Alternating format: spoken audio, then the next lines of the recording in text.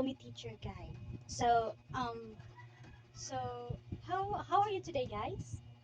You good? Are you alive or gido ka mo? Okay. So first thing first, let us put ourselves in the holy presence of the Lord. So Nika, can you lead the prayer? Okay, thank you. So in the name of the Father, the Son, the Holy Spirit. Amen. Dear God, thank you for this day and for the opportunity to learn. Please help us to be a good listeners and to pay attention to our teacher. Help us to remember what we learn and to use it make the world a better place. And the Father, the Son, the Holy Spirit. Amen. So um, before that, let me check your attendance first and let us know kung kinsay absent today. So, arigato, very good. Narabbi, very good. Hortilano, very good. Wagas, very good. Marikit, where's Marikit? Ah, okay, very good. Atabelo, very good. Corolio, oh, very good. Si Hermosissima, very good. Ricardo, very good. Si Ibunalo, very good. So I guess will I absent? Okay, very good class. Will I absent today? Okay. Um, so I guess giduka mo. So maguna ta sa activity karon. Okay. Let me group you or ganahan mo og kamo na lang mo magpangita og partner ninyo. Ah, okay. Ako na lang kay magugot. Sige. Ako na lang ha. So I want you to group into four. So mag-group ta by four. Dayon naapay gi-prepare ninyo an activity para dili mo daw kaon. So mag-count off lang ta. Count off lang ta para dili maglisod. So ingani ang pag-count off. So 1 2 3 4. Then mabalik ka sa 1 2 3 4. Yan na lang ta ha. Okay, very good class. Sige, count off. 1 2 3 4. Balik na side. 1 2 3 4. Balik sa 1. 1 2 3 4. 1 2 3 4. Very good. So all all number 1 stay here. All number 2 stay there. All number 3 stay there. And all number 4 stay here. Sige.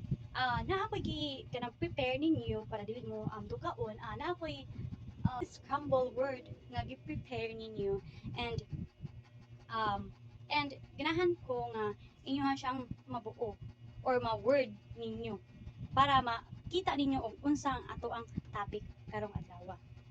Okay. So tagala mo ta mo og 20 minutes para mabuo ninyo. And please guys ha, please cooperate to your member para dili mo maglisod para kanang mabuo gyud ninyo ang mga word. Mura gamay na to siya nga ako ang gi-prepared para lang matagaan sa tamong score and also kanang maka-communicate sa inyong classmate and also dili mo tukaon. Okay? And let me know kung kinsay wala mo tabang, dili na ako tagaan og score. Okay, para dili ma-unfair sa uban nga nitabang. Okay, please answer the scramble word. Here's the kuan guys na adri ang scramble word. So please answer directly. Thank you. Time's up. Okay, umana mo guys. Okay. Please dili lang top stay ang group 1, 2, then ang 3, then ang 4. Pwede na sa maglingin mo para ma-1 mo.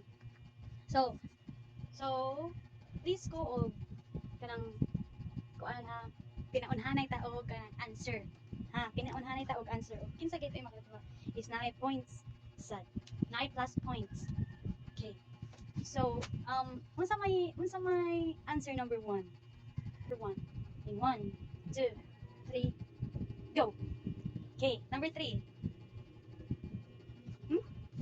Dili. Sige, kinsa pa? O sige, number 1. Enable. Enable? Wrong. Number 2. Ha? Inable. Inab. Very good.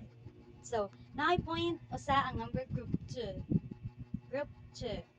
Number 2. Oh, sige, number 1. Brunei. Very good. Nasa point ang group 1. Number 3. Oh, sige, number 3. Oh, very good. Waving. So, ang number 4, kisay makatagan ang number 4? Oh, group 4. Sige, kinsaon sa traditional. Very good. Look. Each group is na itag 1 point. Kisa kayo makakuha sa point 2, ha? Sige. Ang kaning number 5. Kinsay makatagan sa number 5? 1, 2, 3, go! Ah, number 2. Artisan. Very good. Very good, class. Round of applause. Oh, sige. So, kanang, I have question for you guys. How do you find the activity for now? Today. So, unsa ka ha nga strategy nga ni come up sa inyong mga answer karon? Unsa may ni come up sa inyong mind? Unsa may ni sud sa inyong utok anong kana man nga mga answer inyong gibutan sa inyong papel? Ha? Okay. So kanang what do you think sa ato ang topic for now? Unsa man kay atong topic for today? About sa unsa man karaan? About sa what? Okay. Unsa man about sa mga sinaunang tao? No. Dili mao. So, ato ang topic karon is all about handicraft. Do you know what is handicraft? Okay, let us know that na ako ipakita ninyo nga PPT, and then please tanawan ninyo ang PPT ug paminawa nga ako ang mga istorya. Ato ang topic karon is all about handicraft in Ilocos region. So ato ta sa Ilocos region. So handicraft in Ilocos region, guys. So handicraft in Ilocos region, handicraft in the Ilocos region of the Philippines are vibrant expression of the local and culture and heritage. So showcasing the exceptional skills and creativity. So of Ilocano artists, this region, which include Ilocos Norte, Ilocos Sur, La Union, Pangasinan, is renowned for its traditional craft such as enable weaving and Bornay pottery. So ang kuan daw ang kuan ko no guys, ang Ilocos Norte, Ilocos Sur, La Union and Pangasinan is kanang nag-reon na kuno sila og ilaha nga traditional craft. So ang ilahang na reon nga craft is katong enable weaving o Brunei pottery. So ang enable weaving is a handy wood fabric made by kanang mga Ilocanos, which kanang more popular niya nga known as kanang able Iloco. So it comes from the root word able. So able, which means to wave. So the word enable of Ilocano, the term means woven. So ayaw mo kalibog ha. Ang Ilocano kanang ang enable is kanang hard wooden fabric made by Ilocano. So popular na siya na known og Abel Iloco. Ang Iloco kay na root word din siya o kanang able. Ang able means to wave. Onya ang enable is Ilocano kanang enable nga literal means sa Ilocano mga Ilocano is kanang woven. So it is kanang creative by skilled artisan using traditional wooden looms. So it comes from different patterns inspired by nature. So one of the most recognizable patterns of the enable is binangkol. So also known as binangkil, o binangkul. Excuse me. So ang enable weaving, so naa sa siya kanang kuan. Nasa siya, look at this picture guys. Naa sa siya kanang mga indigenous kanang creative. So nasa siya mga craft. Naa siya mga craft sa kuan region. So mo ni sila ilang mga buhaton kanang mga sa mga tahi kanang mga kabantay mo ng malong, mao na ilang buhaton mga Ilocano. Sa mga malong, mga sarong, mao na yung mga buhaton sa mga Ilocano. So the next one is Purnai pottery. So Purnai pottery is kanang ang pottery is an ancient of art form and in Ilocos this is traditionals of molding and glazing earthen jar is called Bornai. Bornai. So it also original used uh, to age vinegar, wine, bagoong, or fish paste in vegan. The clay is kneaded by the carabao before it goes for the pattern wheel. This is before it goes the pottery, which is this today's still stunned by foot. So it is then shaped into jars, dried, and fired in a kiln. So these fragile pieces of art combines and elements of earth, water, wines, and fire that only expert damili or pottery can only achieve. Okay. So ang kaning Pornay pottery is kanang clay ni siya. Imuha na siyang imo siyang i-form into jar. So mao ni gamiton sa mga Ilocano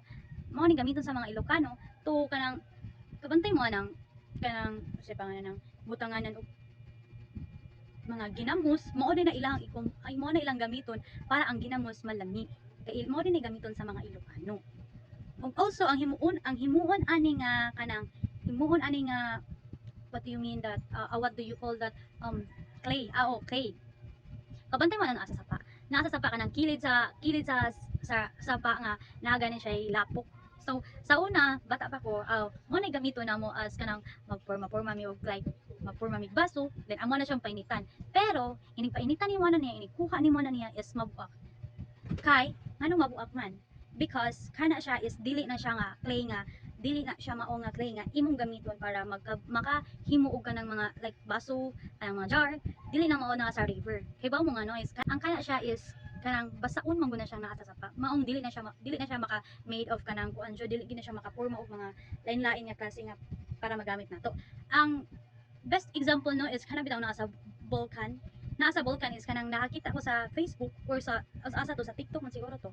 Ang ilang gihimo is nagkuha sila nga tuog clay. Pagkahuman ilahang gigama tong mga jar.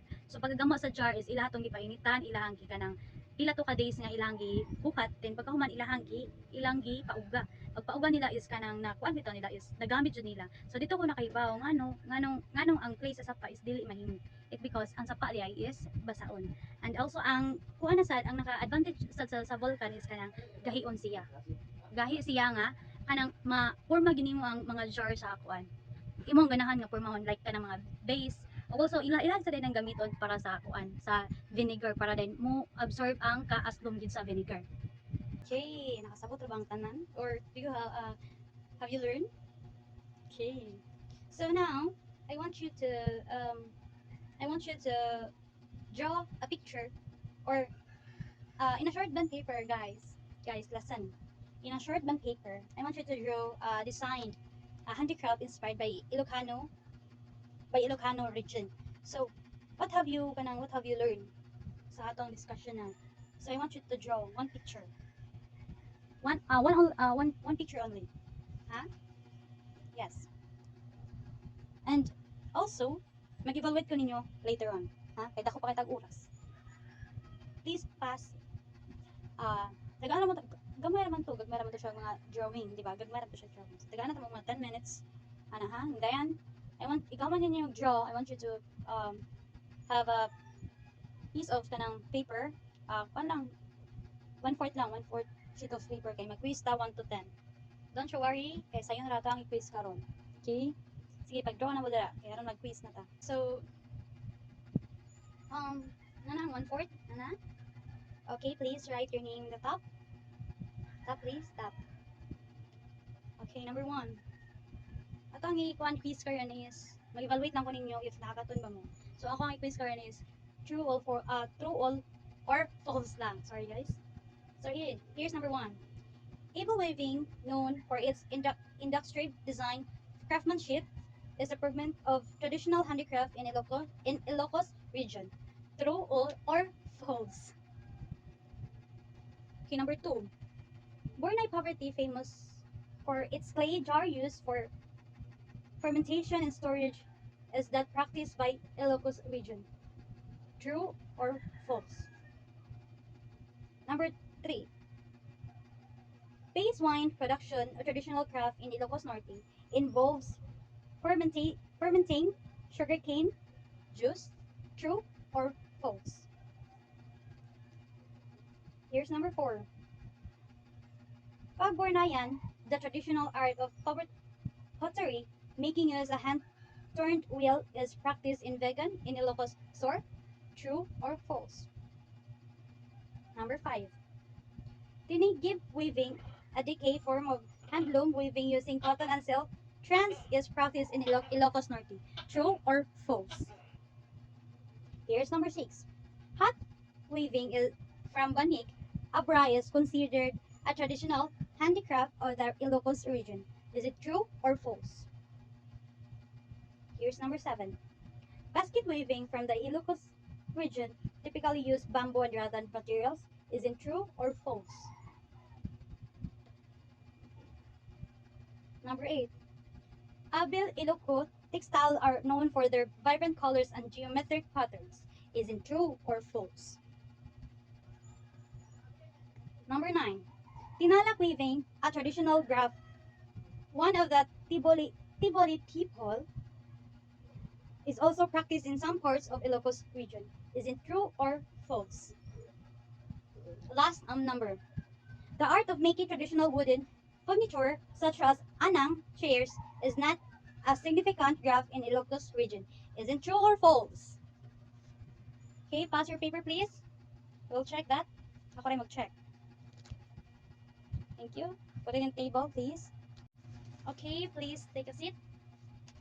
So, it's almost time. So, I will give you an assignment.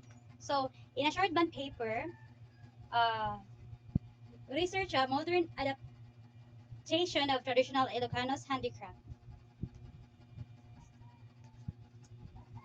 Sige, ang balikon.